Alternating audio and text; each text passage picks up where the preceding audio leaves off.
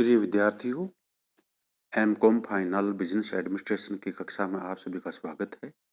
मैं doctor RM Yadav, associate professor, PG department of business administration, RL Sahariya government PG college Kaladahra, Jaipur. मैं आज आपको MCom final business administration के optional second paper management of cooperative institution, सहकारी संस्थाओं का प्रबंध विषय में महत्वपूर्ण टॉपिक सहकारी विपणन का संगठन एवं ढांचा। भारत में सहकारी विपणन का संगठन एवं ढांचा, organisation and structure of cooperative marketing के संबंध में बताने जा रहा हूं। सभी विद्यार्थी ध्यान से सुने। प्रिय विद्यार्थियों, भारत में सहकारी विपणन समितियों का ढांचा विभिन्न राज्यों में 2 या 3 स्तरीय होता है। कुछ राज्यों जैसे असम, बिहार, उड़ीसा, मध्य प्रदेश, कर्नाटक, केरल तथा पश्चिमी बंगाल में यह ढांचा द्विस्तरीय है। इसमें मंडी स्तर पर प्राथमिक विपणन समितियां होती हैं तथा राज्य स्तर पर शीर्ष संगठन विपणन समितियां होती हैं। कुछ राज्यों जैसे महाराष्ट्र, गुजरात, मध्य प्रदेश, पंजाब, उत्तर प्रदेश तथा तमिलनाडु में यह ढांचा त्रिस्तरीय है, जिसमें प्राथमिक स्तर पर प्राथमिक विपणन समितियां, जिला स्तर पर केंद्रीय विपणन समितियां तथा राज्य स्तर पर शीर्ष समितियां हैं। भारत में विपणन समितियों के ढांचे के संबंध में विवाद रहा है। दांतावाला समिति में द्विस्तरीय ढांचे का समर्थन किया गया है। भारत में सहकारी विपणन समितियों का ढांचा 4 स्तर का हो गया है। सन 1958 में सहकारी विपणन क्षेत्र में सर्वोच्च संस्था राष्ट्रीय कृषि सहकारी विपणन संघ की स्थापना की जा चुकी है। देश में सहकारी विपणन के ढांचे को इस प्रकार देखा जा सकता है।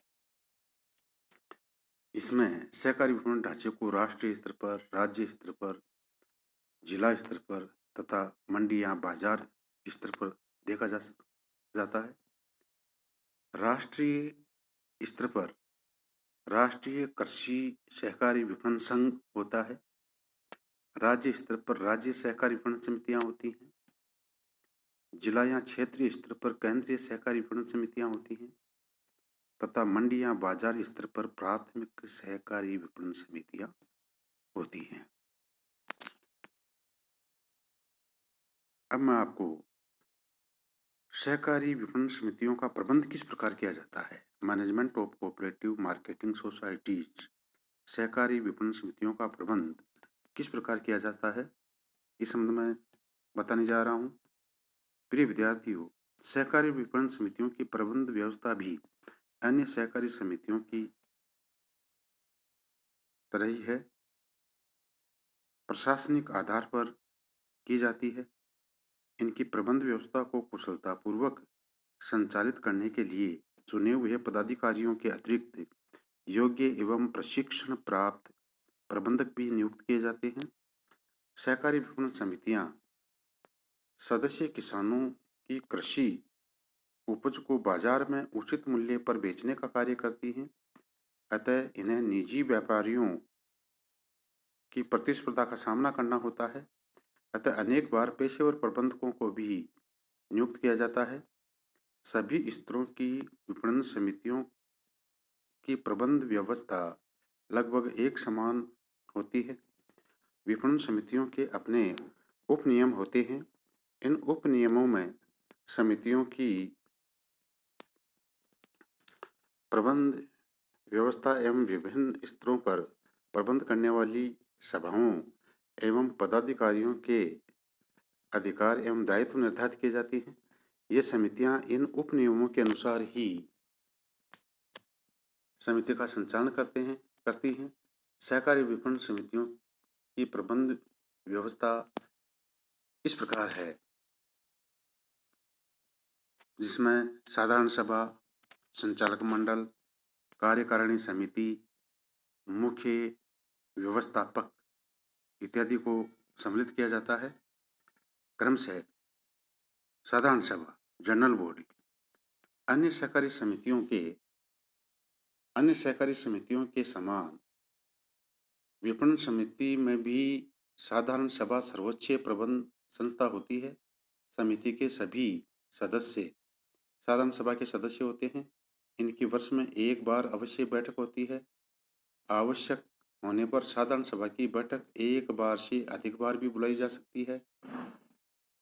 साधारण सभा समिति के नियमों एवं उपनियमों में संशोधन एवं परिवर्तन करने के लिए अधिकृत होती है।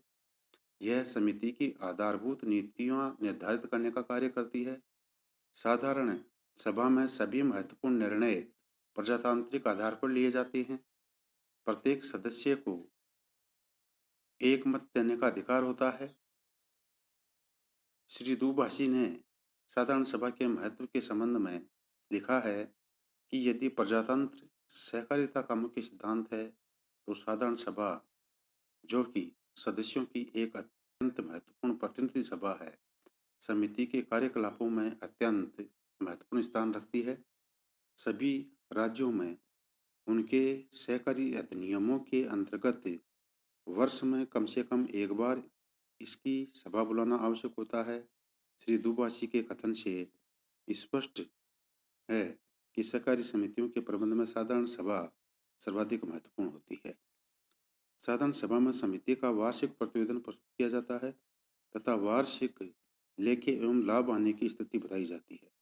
साधारण सभा समिति के नियमों व उपनियमों में परिवर्तन करने, लाभांश घोषित करने, लाभ को संचित कोषों में हस्तांतरित करने, प्रबंध समिति के पदाधिकारियों का चयन करने, धोखाधड़ी करने वाले पदाधिकारियों को हटाने तथा सदस्यों द्वारा दिए गए सुझावों पर विचार विमर्श करने जैसे महत्वपूर्ण कार्य करती है।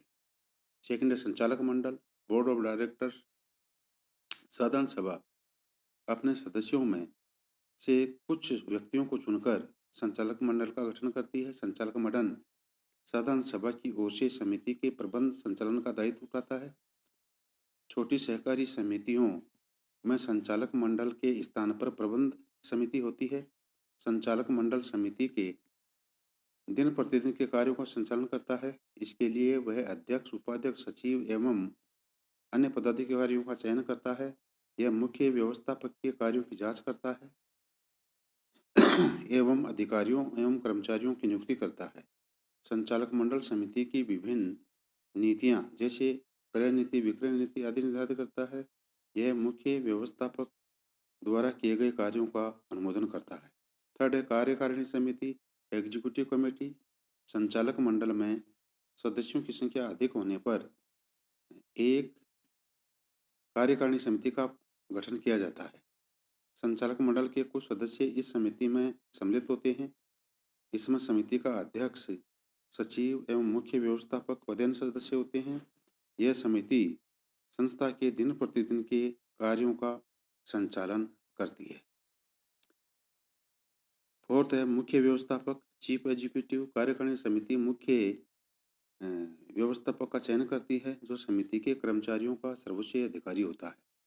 वह कर्मचारियों एवं कार्यकारिणी समिति के मध्य कड़ी का काम करता है। कार्यकारिणी समिति द्वारा लिए गए निर्णयों को कर्मचारियों के सहयोग से क्रियान्वित करवाने का दायित्व उसी का है।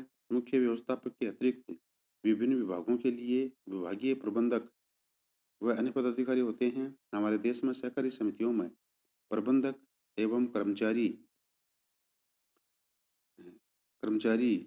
सरकारी विभाग से लिए जाते हैं, जो सरकारी कर्मचारी होते हैं, जिन्हें प्रतिनियुक्ति पर सहकारी समितियों में नियुक्त किया जाता है। इसे समितियों में के प्रबंध में सरकारी हस्तक्षेप बढ़ जाता है।